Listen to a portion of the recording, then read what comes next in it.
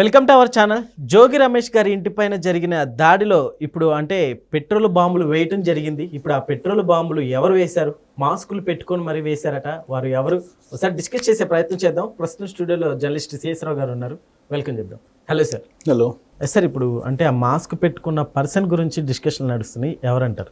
ఇప్పుడు జోగి రమేష్ ఇంటి మీద అలాగే అంబటి రాంబాబు ఇంటి మీద దాడులు చేశారు. వైఎస్ఆర్ కాంగ్రెస్ పార్టీకి సంబంధించినటువంటి వాళ్ళు ఏం చెప్తున్నారంటే తెలుగుదేశం పార్టీ వాళ్ళు దాడులు చేశారు అని చెప్పి వాళ్ళు అనుమానిస్తున్నారు, అదే చెప్తున్నారు.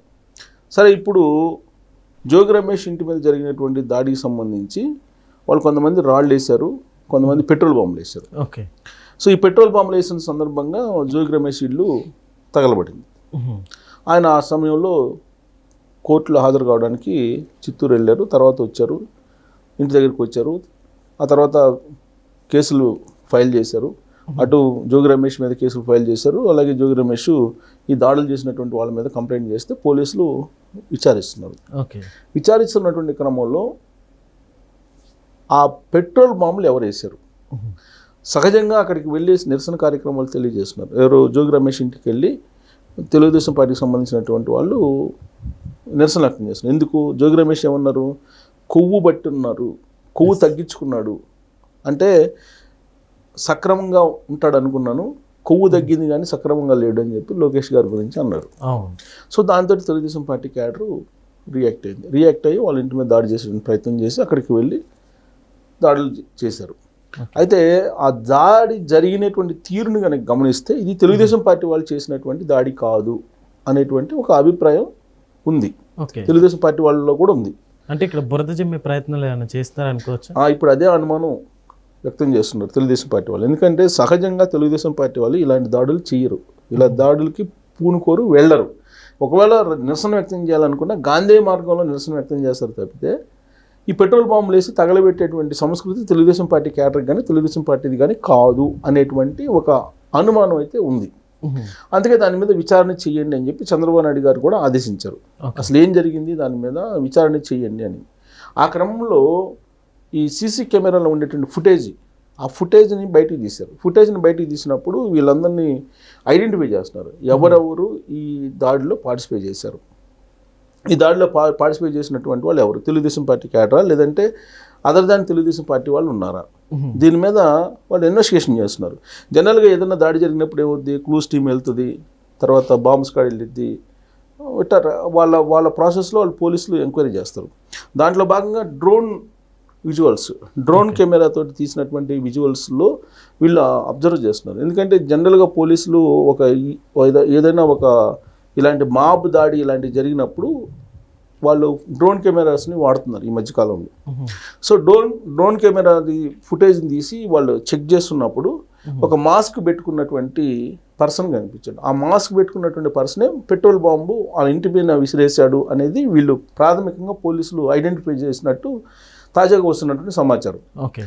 సో అక్కడ నీకు మాస్క్ పెట్టినటువంటి వ్యక్తి ఎవరు అనేది ఐడెంటిఫై చేస్తున్నారు.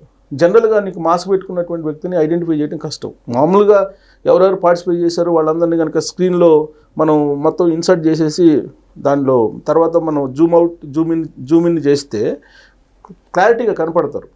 కానీ ఇక్కడ మాస్క్ పెట్టుకున్నటువంటి వ్యక్తిని ఐడెంటిఫై చేయలేకపోతున్నారు. దానికి ఇప్పుడు ఆర్టిఫిషియల్ ఇంటెలిజెన్స్ లాంటి టెక్నాలజీని ఉపయోగిస్తున్నారు.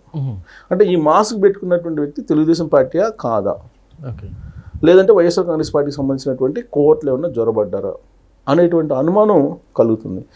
చంద్రబాబు నాయుడు గారు ఎప్పుడూ చెప్పారు, తెలుగుదేశం పార్టీలో కొంతమంది వైఎస్ఆర్ కాంగ్రెస్ పార్టీకి సంబంధించినటువంటి కోర్టులు ఉన్నారు, జ్వరబడ్డారు, వాళ్ళ పట్ల మీరు జాగ్రత్తగా ఉండండి, వాళ్ళు నేరం చేసి ఆ నేరాన్ని తెలుగుదేశం పార్టీ క్యాడర్ మీద వేసేటువంటి అవకాశం ఉందని చెప్పేసి తరచూ చంద్రబాబు నాయుడు గారు చెప్తూనే ఉన్నారు. ఈవెన్ కడపలో జరిగినటువంటి మహానాడు వేదిక మీద కూడా ఆయన ఇదే చెప్పారు. ఓకే.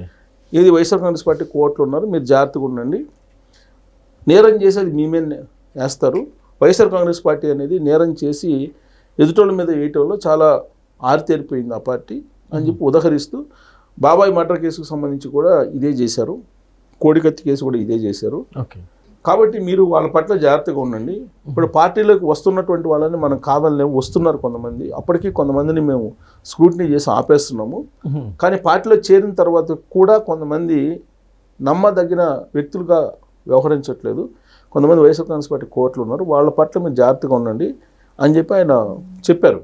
సో ఇప్పుడు గుంటూరులో జరిగినటువంటి లేదా కృష్ణా జిల్లాలో జరిగిన 2 సంఘటనలు తీసుకుంటే అటు జోగి రమేష్ అలాగే అమ్మటి రాంబాబు ఇంటి మీద జరిగిన 2 దాడులను కనుక మనం చూసుకుంటే కనుక ఇప్పుడు అమ్మటి రాంబాబు ఇంటి మీద దాడులు జరిగింది, కానీ అక్కడేం పెట్రోల్ బాంబులు ఇసరులా. అలాగే మహిళలు వచ్చి నిరసన వ్యక్తం చేశారు, అమ్మటి రాంబాబు గారి వాహనాన్ని అడ్డుకునేటువంటి ప్రయత్నం చేశారు. ఎక్కడా కూడా వాహనం మీద దాడులు చేయటం లేదా ఆయన మీద అత్యాచారం చేయటం అనేది కనిపించలే, కానీ అత్యాచారం చేశారని చెప్పి కేసు పెట్టారు వీళ్ళు. ఓకే, ఎందుకంటే మాబుగా వచ్చారు కాబట్టి సహజంగా మా అత్యాచారం చేశారని చెప్పి పెడతారు. కాకపోతే అక్కడ మేము గాంధీ మార్గంలో నిరసన వ్యక్తం చేయడానికి వచ్చాము, ఆయనే దురుసుగా వ్యవహరించాడు అనేది మహిళలు చెప్తున్నారు, తెలుగుదేశం పార్టీ మహిళలు. కానీ అమ్మటి రాంబాబు గారు ఏం చెప్తున్నారు, మా మీదకి వచ్చి అత్యాచారం చేయబోయారు అని చెప్పి ఆయన చెప్తున్నారు. సరే, ఎవరు చెప్పేది వాళ్ళు చెప్తున్నారు. కాకపోతే ఎక్కడా కూడా ఈ పెట్రోల్ బాంబుల సంస్కృతి లేదా తగలబెట్టే సంస్కృతి, బాంబులు వేసే సంస్కృతి ఎక్కడ లేదు. ఓకే, కొన్ని ఫ్యాక్షన్ ఏరియాలో తప్ప, నీకు పల్నాడు లాంటి ఏరియాలో తప్ప గుంటూరులో కూడా ఇట్లా పెట్రోల్ బాంబుల సంస్కృతి లేదు. కానీ ఈ పెట్రోల్ బాంబుల సంస్కృతి ఎక్కడి నుంచి వచ్చింది అనే దాని మీద ఇప్పుడు పోలీసులు బాగా ఇన్వెస్టిగేషన్ చేస్తున్నారు. ఎందుకనంటే తెలుగుదేశం పార్టీ క్యాడర్ పెట్రోల్ బాంబులు వేసి తగలబెట్టే అంత కృష్ణా జిల్లాలో కానీ గుంటూరు జిల్లాలో కానీ అంతగా ఉండరు, దాదాపుగా ఉండరు. అందుకే వీళ్ళు పర్టికులర్గా పిన్ టు పిన్ ఆ దాడిలో పాల్గొన్నటువంటి వాళ్ళు మొత్తం ఎంతమంది ఉన్నారు, ఎవరెవరు ఏంటి అనేది మొత్తం ఐడెంటిఫై చేస్తున్నారు. కేసులు పెట్టారు. కేసులు పెట్టి విచారణ కొనసాగిస్తున్నారు. కాకపోతే ఆ ఒకే ఒక వ్యక్తి, ఆ వ్యక్తి ఎవరు, మాస్క్ పెట్టుకున్నటువంటి వ్యక్తి అనేది పోలీసులకు పెద్ద ఛాలెంజింగ్గా మారింది. దీన్ని విచారిస్తున్నారు. దీన్ని విచారిస్తూ చంద్రబాబు నాయుడు గారు చాలా క్లియర్గా చెప్పారు, లా అండ్ ఆర్డర్ అనేది ఇంపార్టెంట్ రాష్ట్రంలో. లా అండ్ ఆర్డర్ లేకపోతే మీకు పెట్టుబడులు రావు, ఉపాధి అవకాశాలు ఉండవు, ఉద్యోగాలు రావు. కాబట్టి పార్టీలకు అతీతంగా ఈ కేసుని మీరు డీల్ చేయండి, అసలు ఎవరు పార్టిసిపేట్ చేశారు అనేది తేల్చండి అని చెప్పారు. ఆ మేరకు పోలీసులు విచారణ చేస్తూ ఉన్నారు.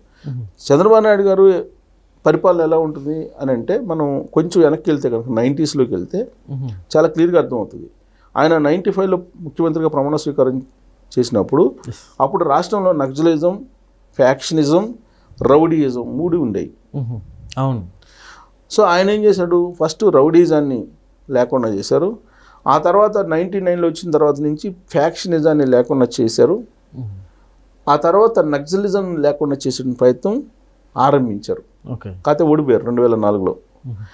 ఈ 3 రాష్ట్రానికి అప్పుడు చాలా పెద్ద ప్రమాదకరంగా ఉన్నాయి. నక్సలిజం, ఫ్యాక్షనిజం, అలాగే రౌడీయిజం. ప్రధానంగా ఈదికి ఒక రౌడీ మినిమం ఉండేవాళ్ళు అప్పట్లో. చంద్రబాబు నాయుడు గారు పార్టీలకు అతీతంగా రౌడీల్ని వెంటాడి వాళ్ళని కేటగిరైజ్ చేసి బైండ్ ఓవర్ కేసులు పెట్టించి చాలా గందరగోళం చేసి రౌడీజాన్ని లేకుండా చేయగలిగారు. మరి ఇది ఎలా సాధ్యం? పార్టీలకు అతీతంగా చేయబట్టి సాధ్యం. ఇప్పుడు కూడా ఇలాంటివి జరగకూడదు అని చెప్పి ఆయన అనుకుంటారు. కాబట్టి పార్టీలకు అతీతంగానే విచారణ చేయమంటారు. అసలు ఆ మాబ్ ఎవరు, మాబ్లో ఉన్న మాస్క్ వ్యక్తి ఎవరు తేల్చండి అని చెప్పి ఇప్పుడు డైరెక్ట్గా కూటమే డిమాండ్ చేస్తుంది. సో మరి ఆ వ్యక్తి ఎవరు బయటకు వస్తే తప్ప ఇప్పుడు దాడులు చేసింది, ఆ పెట్రోల్ బాంబులు వేసింది వైఎస్ఆర్ కాంగ్రెస్ పార్టీ కోట్ల లేదా తెలుగుదేశం పార్టీ వాళ్ళ అనేది తెలియ అవకాశం లేదు. Okay sir, thank you.